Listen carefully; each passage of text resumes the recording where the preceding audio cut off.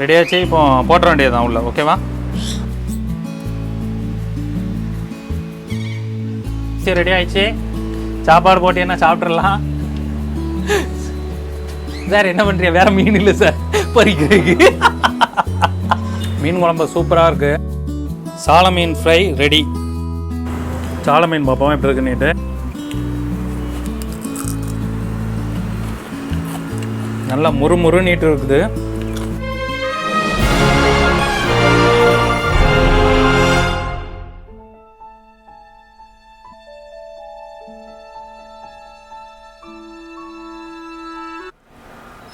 இன்றைக்கி மீன் குழம்பு பண்ண போகிறோம். கிராமத்து ஸ்டைலில் மீன் குழம்பு பண்ணுறோம். அதுவும் கறி அடுப்பில். ஓகேவா? ரெடிமேட் மசாலா எதுவும் யூஸ் பண்ணல. நம்ம வந்து அரைச்சி பண்ண போகிறோம். ஓகேவா?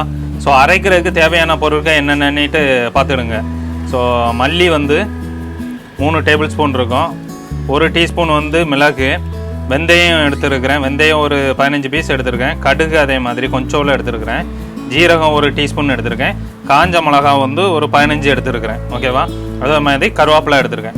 ஸோ இதை வந்து எந்த ஆயிலும் போடாமல் நம்ம வந்து வறுத்து நல்லா பவுட்ரு மாதிரி அரைச்சிக்கிடணும் முதல்ல. ஓகேவா? ஸோ அடுப்பு ரெடி ஆகிடுச்சு, கறி அடுப்பு. ஸோ வறுக்க போகிறேன். முதல்ல மல்லி.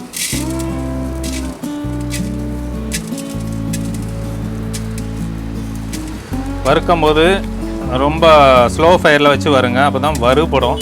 நல்லாட்டு வந்து கறியை தான் செய்யும். சரியா?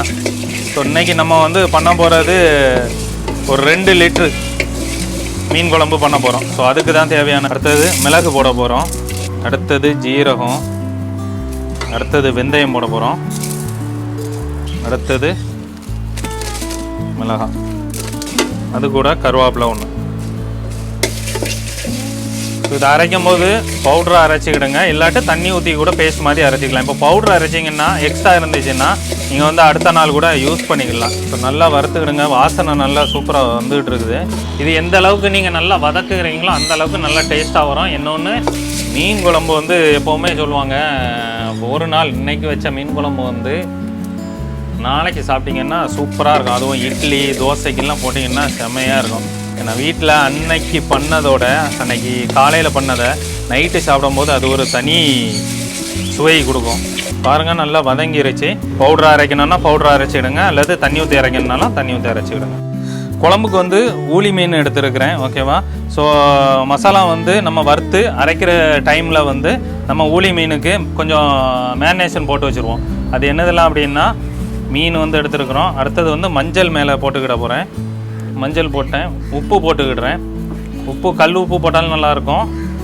ஸோ முதல்ல நல்லா கழுவிக்கிடுங்க. மெயின் அதுதான். மீனில் எவ்வளோ தூரம் நீங்கள் கழுவுறீங்களோ அவ்வளோ தூரம் நல்லா டேஸ்ட்டாக இருக்கும். நான் வந்து கல் உப்பை அரைச்சி பவுடராக வச்சுருக்கேன். ஓகேவா?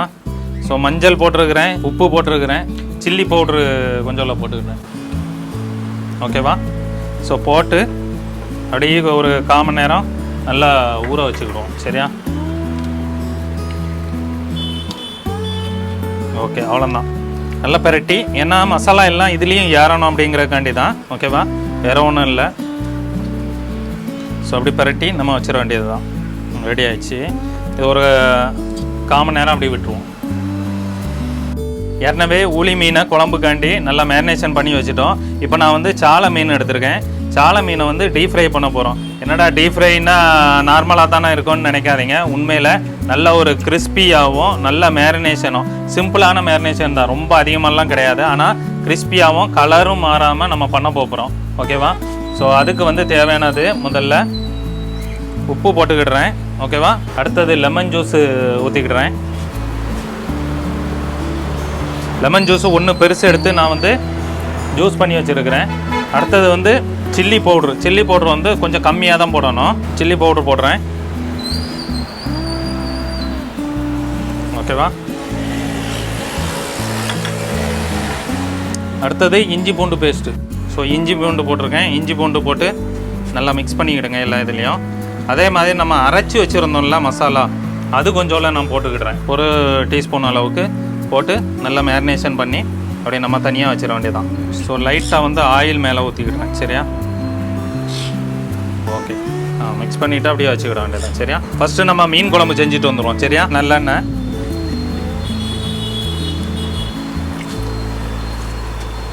கடுகு, ஜீரகம், வெந்தயம், காஞ்ச மிளகாய் எடுத்துருக்கேன். ஓகேவா? இப்போ நல்லா பொரியுது. கருவேப்பிலை போட போகிறேன். ஸோ வெங்காயம், ஒரு பெரிய வெங்காயம் வந்து சாப் பண்ணி வச்சுருக்கேன். ஸோ அதை நான் போட போகிறேன். ஓகேவா? பச்சை மிளகா கொஞ்சம் சாப் பண்ணி வச்சுருக்கேன், அதை போட்டுக்கிடுறேன். உப்பு கொஞ்சம் போட்டுக்கிடுறேன். மஞ்சள் இவ்வளோ எடுத்துக்கிடுறேன். மிளகாத்தூள், மல்லித்தூள்,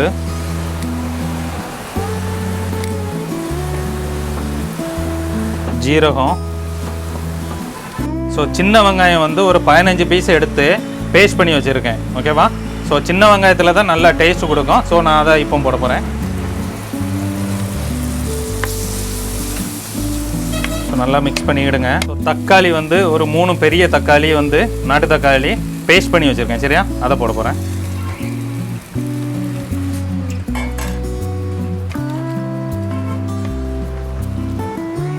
மெயின் வந்து நல்லெண்ணெயில் தான் அந்த மீன் குழம்போட வாசனை இது எல்லாமே அந்த நல்லெண்ணெயில் தான் இருக்குது. ஓகேவா? வெங்காயம் வந்து பச்சையாக அரைச்சிருக்கோம், இன்னொன்று தக்காளி பச்சையாக போட்டிருக்கோம். ஸோ அந்த ரெண்டு வந்து நல்லா பச்சை வாடை போகிறதுக்காண்டி நல்லா வதக்கிக்கிடுங்க. அல்லது தண்ணி ஊற்றி கூட நீங்கள் கொதிக்க விட்டுக்கிடலாம். ஆனால் நான் வந்து தண்ணி ஊற்றலை, அப்படியே வதக்கிக்கிட்டு இருக்கிறேன். ஓகேவா? ஸோ வறுத்த மசாலாவை பாருங்கள், இந்த மாதிரி அரைச்சி வச்சுருக்கேன். ஸோ நான் இப்போ வந்து உள்ளே போட போகிறேன். ஓகேவா? ஸோ மசாலா போட்டாச்சு. புளி வந்து நான் ஊற வச்சுருக்கேன். என்ன பாருங்கள், தேவையான அளவு ஊற வச்சுக்கிடுங்க. ஓகேவா? ஊற வச்சுட்டு நான் இப்போ வந்து புளி தண்ணி ஊற்ற போகிறேன் உள்ள.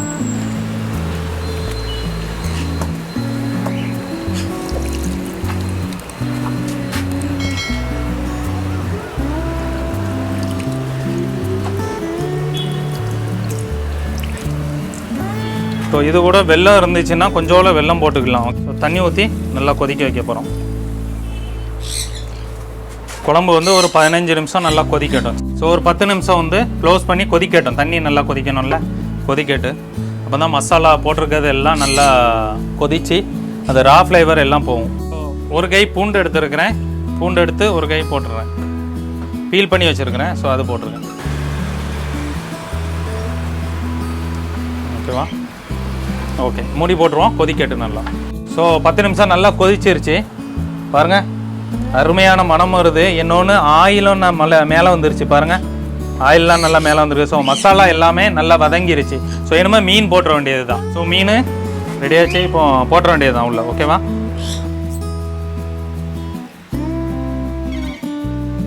ஸோ மீன் மண்டையில் தான் நல்லா டேஸ்ட்டு. குழம்புக்கு வந்து மெயினாக மண்டை இருக்கிறது தான் நல்லாயிருக்கும். ஓகேவா? ஸோ நம்ம மண்டை இது எல்லாமே போட்டிருக்கிறோம். என்னமோ வந்து ஒரு 5 நிமிஷம் வந்து கொதிக்கட்டு, மூடி வச்சு நம்ம இது. ஸோ நல்லா கொதிச்சிருச்சு. சூப்பராக நல்ல வாசனை வருது. மீன் குழம்பு, நம்ம ஊர் ஸ்டைல் மீன் குழம்பு பாருங்கள். ஆயிலெல்லாம் நல்லா மேலே வந்துருக்குது. பூண்டும் நல்லா வெந்துருச்சு. ஸோ இதே மாதிரி விட்டு கூட நீங்கள் எடுத்துடலாம் மீன் குழம்பு பாருங்கள். ஆனால் நம்ம வந்து தேங்காய் அரைச்சிருக்கோம். தேங்காய் வந்து நல்லா ஃபைன் பேஸ்ட்டு அரைச்சிருக்கணும். ஓகேவா? ஃபைன் பேஸ்ட்டாக இல்லைன்னா என்ன ஆகும்னா திப்பியாக கிடக்கும். தண்ணி தனியாக, இது தனியாக நிற்கும். ஸோ அந்த மாதிரி இருக்கக்கூடாது. நல்லா பேஸ்ட்டாக அரைச்சிடுங்க. சரியா? பேஸ்ட்டாக அரைச்சிட்டு நான் இப்போ வந்து ஆட் பண்ண போகிறேன். ஸோ தேங்காய் போட்ட பிறகு வந்து ரொம்ப நேரம் கொதிக்கணும்னு அவசியம் இல்லை. ஓகேவா? ஸோ மேக்ஸிமம் பார்த்தீங்கன்னா ஒரு 3 நிமிஷத்தில் வந்து ரெடி ஆகிரும். நல்ல ஒரு வாசனை வருது. உண்மையிலே நல்லெண்ணெயில் பண்ணுறது தான் மீன் குழம்பு. ஸோ அந்தளவுக்கு நல்ல ஒரு வாசனையும் நல்லா இதாகவும் இருக்குது. ஓகேவா? ஸோ ஒரு கொதிக்கட்டும். கொதித்த உடனே ரெடி ஆகிரும். தேங்காய் வந்து அரை முறி நான் போட்டிருக்கிறேன். ஸோ மூடி வச்சு ஒரு கொதிக்கட்டு. கொதித்த உடனே இறக்கிற வேண்டியது தான். ஓகேவா? மீன் குழம்பு சூப்பராக வந்துருக்குது. டேஸ்ட் பண்ணேன். கொத்தமல்லி வந்து கடைசியில் நம்ம போட்டுக்கிடுவோம். இப்போ போனோன்னா கடைசியில் நம்ம இறக்குற டைம் மேலே போட்டு எடுத்துக்கலாம். ஸோ ஒரு கொதிச்சிருச்சு. தேங்காய் போட்ட பிறகு ரொம்ப கொதிக்காண்டா. நம்ம வந்து கொத்தமல்லியை போட்டு இனிமேல் இறக்கிற வேண்டியது தான். புளி மீன் குழம்பு ரெடி ஆகிடுச்சு. இனிமேல் சாப்பாடோட வச்சு மீனையும் பொரிச்சிருவோம். ஓகேவா? ஸோ அது கூட வச்சு எப்படி இருக்குன்னுட்டு பார்ப்போம். சூப்பரான ஃப்ளேவராக இருக்குது. கண்டிப்பாக எல்லோரும் ட்ரை பண்ணலாம். மீன் குழம்பு இறக்கிட்டோம். இப்போ வந்து கடாயில் ஆயில் வச்சுருக்குறோம். சரியா? நம்ம வந்து மீன் ஃப்ரை பண்ண போகிறோம். அதுக்கு மேரினேஷன் ஏற்கனவே பண்ணி வச்சுருக்கோம். அது கூட என்ன பண்ண போகிறோம், என்ன போட போகிறோம்னா ரைஸ் ஃப்ளார் வந்து எப்போ நீங்கள் ஃப்ரை பண்ணுறீங்களோ அதுக்கு கொஞ்சம் முன்னோட்டி போடுங்க. அப்போ தான் அந்த ஒரு கிறிஸ்பினஸும் இருக்கும். இன்னொன்று வந்து கலரும் ரொம்ப சேஞ்ச் ஆகாது. ஓகேவா? ஸோ ஆயில் ரெடி ஆகிட்டு இருக்கு. நம்ம வந்து ரைஸ் ஃப்ளாரை போட்டு மேலே மேரினேட் பண்ணிக்கிடுவோம். சரியா? ஸோ ஃப்ரைக்கு மெயின் என்ன இதுன்னா, நம்ம மீனுக்கு பொதுவாக ஒரு டிப்ஸு தான். மீனுக்கு மெயினாக என்ன தேவைன்னா புளிப்பு வந்து கண்டிப்பாக தேவை. இஞ்சி பூண்டு பேஸ்ட்டு அது கண்டிப்பாக தேவை. ஓகேவா? ஸோ புளிப்பும் நம்ம இஞ்சி பூண்டு பேஸ்ட்டு வேறு சில்லி பவுட்ரு ஸ்பைசி, இந்த 3 இருந்துச்சுன்னா எப்போ ஏற்பட்ட ஆளுக்கும் ரொம்ப பிடிக்கும் மீன். ஓகேவா? ஸோ அந்த 3 வந்து ஞாபகம் வச்சுக்கிடுங்க. புளிப்பு இருக்கணும், அதே நேரத்தில் ஸ்பைசியும் இருக்கணும். ஓகேவா? ஸோ லெமன் போட்டதுனால நல்லா ஊறி இருக்குது. ஸோ நம்ம இதில் வந்து என்னமோ வந்து தண்ணி எதுவும் போடுறாங்க. இதில் மெயின் அதுதான். நீங்கள் தண்ணி போட்டிங்கன்னா இதோட பேட்ரி எல்லாமே அப்படி பிரிஞ்சு ஓடிடும். ஸோ அதில் நான் இப்போ என்ன பண்ண போகிறேன்னா, இதுக்கு மேலே லைட்டாக ஆயில் ஊற்ற போகிறேன். ஏன்னா எல்லா இடமும் நமக்கு வந்து மிக்ஸ் ஆகணும் அப்படிங்கிறதுக்காண்டி. ஸோ ஆயில் நான் மேலே போட்டுக்கிட்டுறேன். சரியா? மேரினேஷன் நல்லா பிடிக்கிறதுக்காண்டி. இது வந்து நல்லா கிறிஸ்பியாக இருக்கும். உங்களுக்கு வந்து நான் எடுத்து காமிக்கிற பாருங்க. அந்த அளவுக்கு நல்லா கிறிஸ்பியாகவும் இருக்கும், நல்லா டேஸ்ட்டாகவும் இருக்கும். ஏன்னா நம்ம முதல்லையே மேரினேஷன் போட்டோம், ஒரு 1 hour கிட்ட வச்சுருக்கிறோம். ஸோ அதனால் நல்லா கிறிஸ்பியாகவும் டேஸ்ட்டாகவும் வரும். அதில் எந்த இதுவும் டவுட்டும் இல்லை. ஓகேவா? ஆயில் சூடான உடனே இதில் இன்னொன்று இருக்குது. ஆயில் வந்து இதுக்கு இந்த சாலை மீனுக்கு வந்து ஆயில் வந்து நல்லா சூடாக இருக்கணும். சூடு கம்மியாக நம்ம பக்கோடா போடுற மாதிரி ரொம்ப கம்மியாகலாம் போட்டோம்னா கண்டிப்பாக பிரிஞ்சிரும். எது நம்ம மசாலா போட்டிருக்கோம்ல அது வந்து பிரிஞ்சு ஓடிடும். ஸோ அதுக்காண்டி ஆயில் வந்து நல்லா சூடாக வச்சுட்டு போடுங்க. ஸோ ஆயில் சூடாக இருக்கான்னா நம்ம ஃப்ளார் எதாவது இருந்துச்சுன்னா இந்த மசாலாலாம் இருக்குல்ல அதை லைட்டாக போட்டிங்கன்னா போட்ட உடனே டக்குன்னிட்டு மேலே வரணும். ஸோ அப்படி வந்துருச்சுன்னா ஆயில் நல்லா சூடாகிடுச்சுன்னு அர்த்தம். ஸோ யாரும் தண்ணியை யூஸ் பண்ணிடுறாங்க, தெரித்து பார்த்துறாங்க. ஸோ பாருங்கள், எல்லா இதுலேயுமே நல்லா மேரினேஷன் ஏறி இருக்குது. புரியுதா? ஸோ என்னமோ வந்து நம்ம ஃப்ரை பண்ணி எடுத்துட வேண்டியது தான்.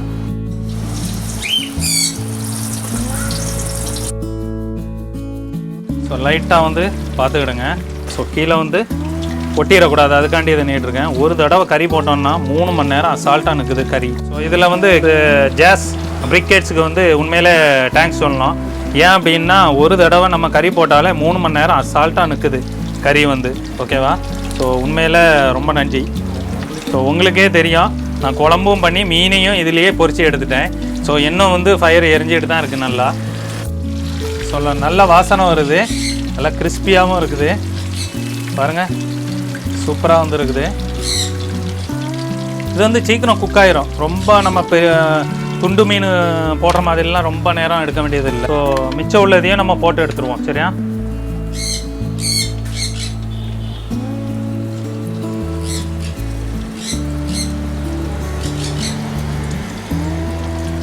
நல்லா புரிஞ்சிக்கிட்டு இருக்குது, நல்லா வாசனையாகவும் இருக்குது. ஓகேவா? காற்றும் நல்லா சூப்பராக வந்துட்டு இருக்குது. கிளைமேட் சூப்பராக இருக்குது இன்னைக்கு வந்து மழையும் வரல, அதே மாதிரி வெயிலும் இல்லை. மத்தியானம் 2 மணி ஆகுது, ஆனால் வெயிலுமே இல்லை. நல்லா ஒரு கூராப்பாக சூப்பராக இருக்குது கிளைமேட்டு.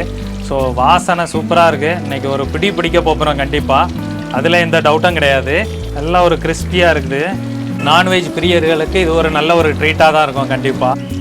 ஊளி மீன் குழம்பும் சாலை மீன் பொரியலும் நல்ல காம்பினேஷன் தாங்க. உண்மையில் இன்றைக்கி ஒரு பிடிக்க போகிறோம். மணி 2 மணியே வேறு ஆயிடுச்சு. நல்லா வயிறு பசி வேறு, செம்ம தான் பிடிக்க போகிறோம். உண்மையில் இந்த வாசனையே இழுக்குது. எப்போண்டா என்ன சாப்பிட போகிறா அப்படின்னு கேட்ட மாதிரி இருக்குது. சாலை மீன் வந்து ரெடி ஆகிடுச்சு. ஸோ பாருங்கள், நல்லா கிறிஸ்பியாக இருக்குது. கலரும் பாருங்கள் சூப்பராக வந்து இருக்குது. இன்னொரு விதமான மேரினேஷனும் உண்டு. மேரினேஷனை தனியாக ஆயிலில் போட்டு மேரினேட் பண்ணிவிட்டு அதுக்கப்புறம் மீனை போட்டு மிக்ஸ் பண்ணுவாங்க. ஸோ அந்த மெத்தடில் நம்ம பண்ணலை, டைரெக்டாக தான் பண்ணியிருக்கோம். ஸோ அந்த மெத்தட் ஒரு நாள் நம்ம பண்ணுறோம். ரெடி ஆயிடுச்சு. சாப்பாடு போட்டு என்ன சாப்பிட்றலாம் சார்? என்ன பண்ணுறீங்க? வேறு மீன் இல்லை சார் பொரிக்கிறதுக்கு. சால மீன் ஃப்ரை ரெடி. ஊளி மீன் குழம்பும் சால மீன் பொரியலும் எப்படி இருக்குன்னு டேஸ்ட் பண்ணி பார்ப்போம்.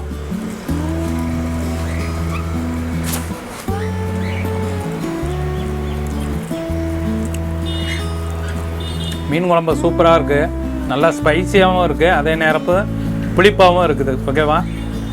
ஸோ அருமையாக வந்துருக்கு மீன் குழம்பு. என்னோட வயிறு பசியில் வேறு இருக்கு. சாலை மீன் பார்ப்போம் எப்படி இருக்குன்னுட்டு.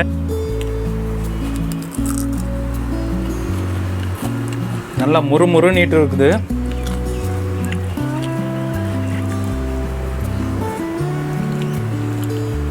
ஒன்றுக்கு ஒன்று குறைஞ்சது இல்லைங்க. ரைஸோடு சாப்பிடும்போது செம காம்பினேஷனாக இருக்குது, சூப்பராக வந்து இருக்குது. கண்டிப்பாக நீங்களும் வீட்டில் ட்ரை பண்ணுங்கள், ஓகேவா? கண்டிப்பாக எல்லாத்துக்கும் பிடிக்கும். புளி மீன் குழம்பும் சாலை மீன் ஃப்ரையும் காம்பினேஷன் செம்மையாக இருக்குது உண்மையில், ஓகேவா? கண்டிப்பாக வீட்டில் ட்ரை பண்ணுவீங்கன்னு நினைக்கிறேன். குக் லைக் செஃப் சேனலுக்கு லைக் பண்ணுங்கள், ஷேர் பண்ணுங்கள், கமெண்ட் பண்ணுங்கள், மறக்காமல் சப்ஸ்கிரைப் பண்ணுங்கள்.